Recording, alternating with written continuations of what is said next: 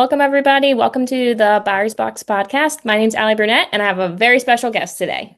I'm Ross Hardy. We're in Tampa, just north of Tampa, Florida. I've been doing real estate for 20 years, so I'm almost at the end of my life sentence. But it's been really, really enjoyable. And in the last 15 years, I've been a team leader as well. Awesome. Great. Can you talk a little bit about, your YouTube channel is awesome. So definitely, throw Thank out you. there your channel name, how you got started. Our podcast is really focused on brand new agents, how to get started. Can you start there? Yeah, of course.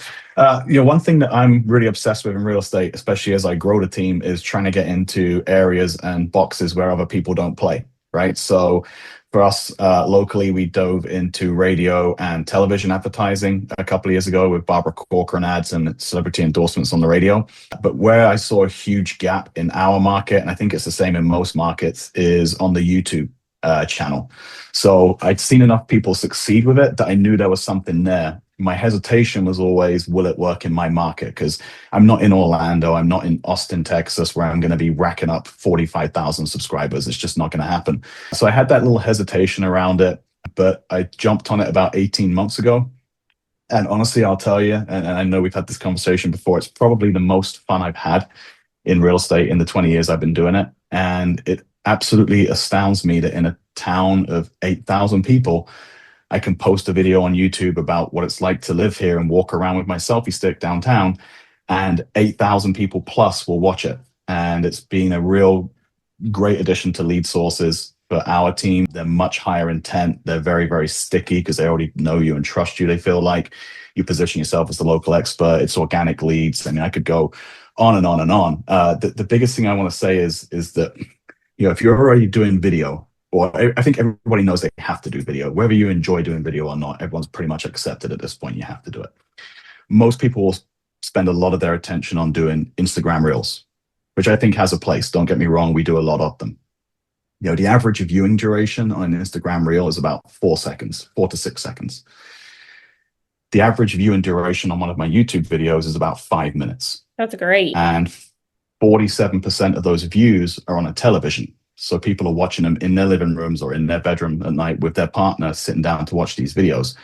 So you're going to have a real hard time convincing me that a YouTube video, even if it's only got 300 views on it, which a lot of my videos have 3, 4, 5, 600 views, when they're watching it for 5 minutes on their TV, it's infinitely better than a reel that has 3, 4, 5 seconds worth of views with maybe 1,500 or 2,000 or 20,000 views on it. So doubling down on that long form content has been a big thing for us. I think that's a really gaping wide market for a lot of people in a lot of markets where they can see some really, really good results. Wow, man, that's awesome. So we're just getting started, with the podcast, and it took a little Yeah. bit. We were like, okay, like we'll make a YouTube account. We were like, oh no, we got to make a fake email, but we got all that together. So like break it down like dummy style. I have nothing. I've never done this before. Where do you start? Yeah, absolutely. So first thing is you got to choose the right name for the YouTube channel. A lot of people will go out and the reason I can talk about this is I've done it all. I made every single mistake the first time around. I went out and started my YouTube channel and called it The Hardy Team. But the problem is when people are looking on YouTube and they see that the video is posted by The Hardy Team, they know there's a sales in there somewhere. And they're like, no, not what I'm looking for. So, the best results are something like living in Spring Hill, Florida, or moving to Myrtle Beach, wherever it might be. So you want to incorporate that lifestyle aspect of it, and then you do mini calls to action in the video. So getting the right channel name is key, first of all. You got to have a really good banner, so it's attractive, so it stands out when people are on your channel, catches the eye. You got to make sure you're making the right sort of content. So again, I would be making all sorts of wild content that just isn't relevant and isn't going to hit where you need it to hit. So the top 3 or 4 videos that you want to make off the bat would be the pros and cons of living in whatever city. It would be everything you need to know about living in whatever city. So school districts, crime rates, population, cost of living, communities, stuff like that, amenities. Number 3 would be a vlog style tour. So walking around with that camera on the selfie stick. Hey, I'm just at the coffee shop here at Mountaineer downtown. it's seen really good rejuvenation down here recently. There's a ton of restaurants and breweries open. My wife and I love coming down here on the weekends to some of the food truck events. And just a couple of blocks back is this community, that community, and giving them a feel for what it's like. And then the final one would be a map tour, where you just literally open up Google Maps, circle things on the map. Hey, this is where I lived when I first moved here. It's a really nice gated golf course community. As you can see, it's really close to the Suncoast Parkway, so you can get easy access to Tampa. It's also close to Publix. If your kids go to school, here's where they're going to be going, and circle those. So those would be the first 5 videos I would make. And then from there, making sure that they're edited properly. So it's keeping the viewer's attention, making sure it's not really heavy sales, so you don't start off with a call to action. And then the thumbnails are the final thing, making sure you have really strong thumbnails that are bright, vivid. As someone beautifully commented on my YouTube video, there it is, the YouTube thumbnail with the smug face you just want to punch. How do you respond back? Like, talk to me a little bit about like the captions or the comments. Like, how do you handle those? I love it. So I took the Wendy's social media approach, where I just give it back to them at this point. First couple of times you're like, man, that kind of hurts a little. But you get so many of them after a while that I just jump straight back in. And it's really kind of fun because a lot of people will respond back to my comment and be like, oh my God, I didn't think anyone was going to comment. That's so funny. Thank you for responding. So there's normally a lot of humor in there. I'm English, so we have a very dry sense of humor. But I'll just give like a witty response back or something and just kind of let the comment roll off my back. It's like when you're making cold calls. You're always going to get the person that tells you to F off and hangs up on you. It's like the online equivalent of that. And you don't let it derail you. You just move on to the next one. Yeah, I'm a weenie. So for me, I get like upset Oh, over I the don't bad believe comments. that at all. No. I dread the bad comments. Nobody comment anything bad on my videos, okay? That's too funny. No, it's just part and parcel of it. It's we've all been online enough to see like the wild comments that people leave on other people's videos. It's just you're not going to avoid it. There's keyboard warriors out there. It's just part and parcel of playing the game. Sure. A lot of agents already have like somewhat of a YouTube presence, but it's more Yeah. of a I just listed 123 Sesame Street. Come let Hmm. me show you. So do you suggest having like a different playlist, another channel? What does that look like? Yeah, that's a great question. Yeah, so I would keep those two channels separate. So you can there's space for both. Because one of them is basically like a billboard where you can advertise your listings. You can do like a meet the team video with agent profiles and stuff like that. So more general real estate information, the pros and cons of a VA loan or something where it's not hyper local. But certainly if you're trying to generate leads off of YouTube rather than have it be a billboard for you, you want to stick to the content that's going to resonate with people, that's going to have them pick up the phone and call you. And with all the will in the world, like, hey, look at my new listing at 123 Main Street isn't going to be that type of video. Sure, I agree with that. So let's talk a little bit about, okay, you got your channel set up, you set up your videos, the Yeah. leads start coming through. What do I need to set up? How do you set that up? How do they come Yeah. through? Yeah, it's great. So we have 3 ways for them to do it. So one will be the Zoom link or the Calendly link that goes into a Zoom in the comments. It's really cool waking up in the morning and seeing appointments appear in your calendar. And honestly, that's the best way to convert people, because there's something different when you're sat the other side of a computer screen like this and you can see people's body language. It's just a much easier conversion. We can open up the MLS if we need to, open up Google Maps, kind of go through some stuff. So the Zoom's my favorite. Or we have them call, text, or email. So we have a dedicated email line that only goes on the YouTube channel. We have a dedicated phone number that only goes on the YouTube channel. And that way we can kind of tightly control who's on those leads and who's going to receive those leads. Not being silly, because I just talked to another agent about this the other day. How do you Yeah. get the phone number? Do you just use your cell Yes. phone? How do you do that? So we use Follow Up Boss as our CRM, and within that you can generate new phone numbers which you put into different inboxes. But you can do it through CallRail or any of these like third-party. They're almost like a VoIP or like a virtual number. Just set something up that has only go where you can control who it rings to and only advertise it on that number. So you can, in Follow Up Boss, it's free when you have the all singing, all dancing package. But even if you didn't, it's going to be a couple of bucks a month to set up a new line from somewhere. Okay. Awesome. Yeah. The other question I wanted to ask is, okay, you got a lead that came through. What's your script? What do you say once the call comes in or the lead comes through? What do you say? Yeah, so for us, we do videos for three very different demographic areas. So first of all, we want to hone in on which area attracted them to call us in the first place, because that's going to really determine which direction we go. So if they're calling on downtown Brooksville, which is where I live, there's no new construction down there. It's a very old historic town, and so that's going to push us one way. If they're inquiring about Wesley Chapel, virtually everything out there is new construction at the moment. So we know it's going to be a very different conversation that we have with them. So it's really no different than think of it like an inbound Zillow call or something like that. We're looking for what's the location they're looking at, what's their motivation, what's the must-haves, and then we do spend some time breaking down the difference between resale and new construction, because a lot of people are coming from areas of the country where there's maybe not a lot of new construction. They don't realize the incentives that builders are offering in Florida. And when they do hear about that, even if they weren't considering it or it wasn't on their radar, it sometimes puts them into that bucket where, like, okay, yeah, if I can get a 3.99% rate and 15, 20 grand of closing costs, that would be a consideration for me. So really educating them a little bit on the back end as well, showing them what the options look like. Most of our buyers are out of state. So working out when are they going to be coming in, and then giving them what that will look like when they're in town for a day or two, as to what the tour is going to look like. Are we pretty much honed in on an area where it's like, okay, Ali, sounds like you like Wesley Chapel, sounds like you want a gated community, sounds like you want to be here. These are the three communities we're going to hit. I'm going to get all the builder information before, boom, boom, boom.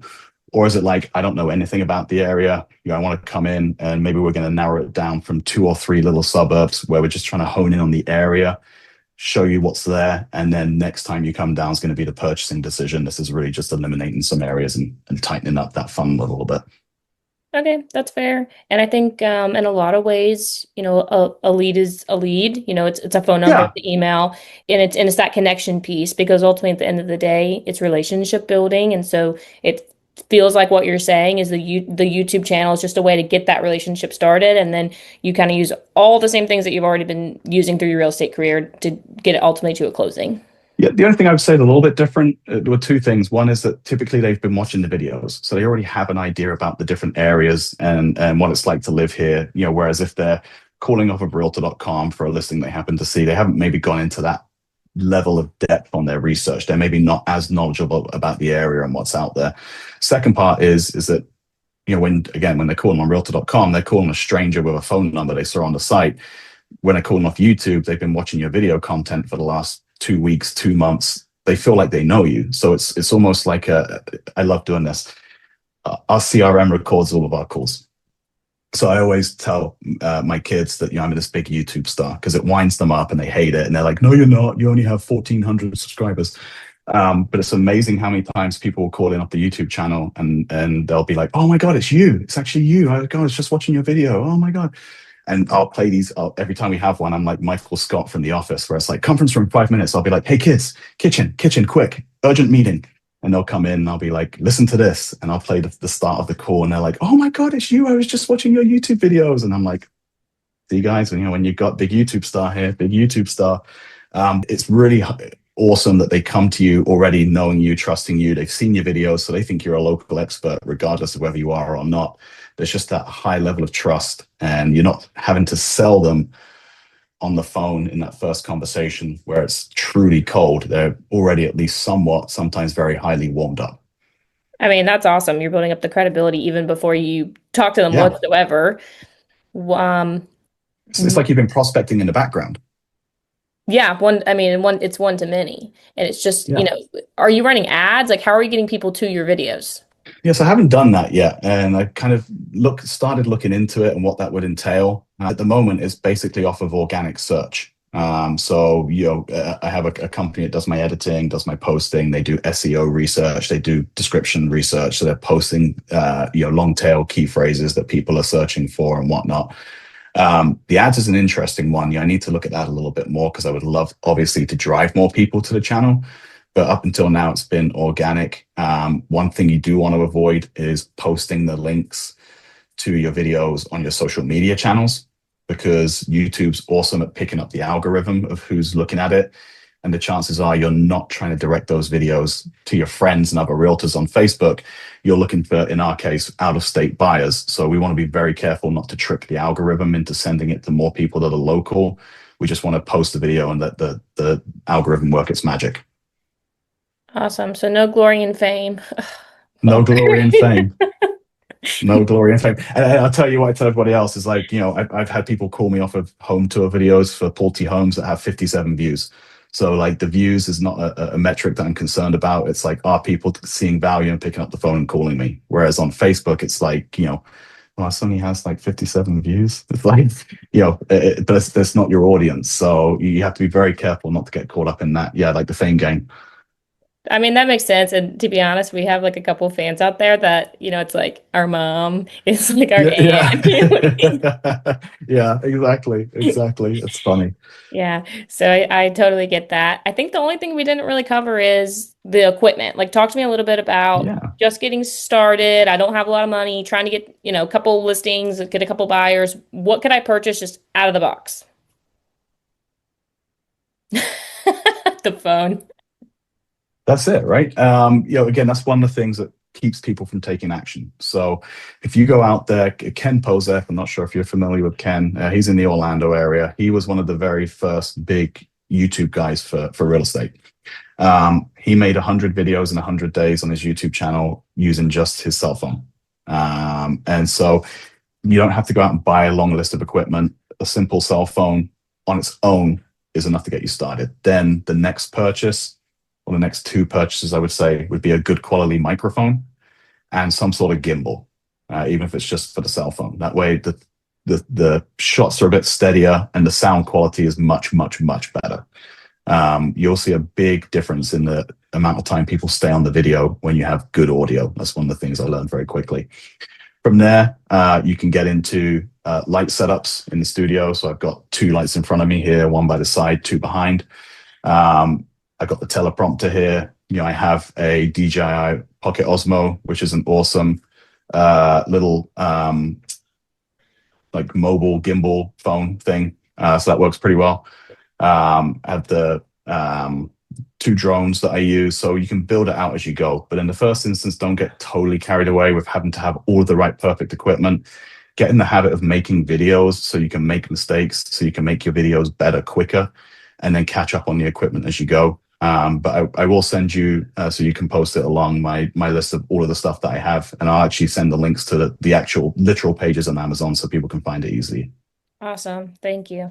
I think really, to recap is just get started. Just get started on your YouTube channel, get started on the content. Even if it's just one or two things, it's better than zero. Is there anything Yeah. else you maybe wanted to add or close out on? No, people can go follow my channel. It's Living in Spring Hill, Florida. It'll give you some good video ideas. You can go on there. You can see all my videos and rank them by the number of views. So you can see which ones are getting traction. So you know which ones to rip off and duplicate.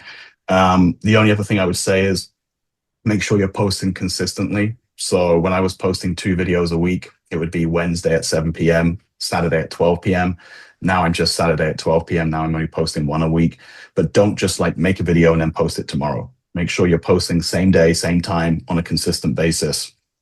Even if that means you've got 6, 7, 8 videos in the can queued up waiting to post, don't please fight the urge and the temptation to go ahead and post those like more frequently, because Thanksgiving, Christmas, New Year, I'm probably not going to be filming much those weeks, so I'll use some of those backup videos for then. What you don't want to do is miss a week after you've been posting for 4 or 5 months every single week at the same time, and then kind of semi-bomb the algorithm. So make sure consistency is there, even if that means you're batch filming, loading those videos up, and then just releasing them on a week-by-week basis. Awesome. That was great content. There's lots of things that Andrew and I can take away, implement into our podcast, our business. And right now we only have this podcast. We don't have anything for our buyers or our clients. We've only been producing agent content. So I'm looking Yeah. forward to getting that started. We've talked about it. No action has been done. So I'll be the first to admit that we did not take action on this. Um, And Well, thank one, you. one thing I know is that you guys are good at taking action because I keep seeing you guys post in the Reside forum, and like you guys have a lot of information and a lot of good stuff to bring people. So I'm glad you guys are doing this. I think it's a really good forum for you guys to get that information out there, and I'm excited for you guys. Thank you. I appreciate it. We're optimizing on our nerd, basically. Yeah, absolutely. Well, here's the thing. If you enjoy doing it, then you're going to keep doing it, right? If you wake up in the morning and you hate making videos, the chances that you're going to post 2 YouTube videos a week for a year is very, very minimal. Yeah, so like maybe a podcast is better for you. Maybe, cold calling is better for you. So it's a niche for sure. But if you're enjoying doing this, which it seems like you are, you're going to kill it. I love seeing it. Thanks. I panic before every episode. Yeah, well, yeah, and I still get a little bit nervous before I post the YouTube videos, but I know that I'm out there doing it when somebody else is not. So that kind of, makes me feel a little bit better when I put my head down at night. But no, don't get nervous. You're doing great. Thank you. I appreciate it. Yeah. Thank you for joining us today on our Buyer's Box podcast, and we're looking forward to hopefully having you back in the future. Anytime you want. Thank you.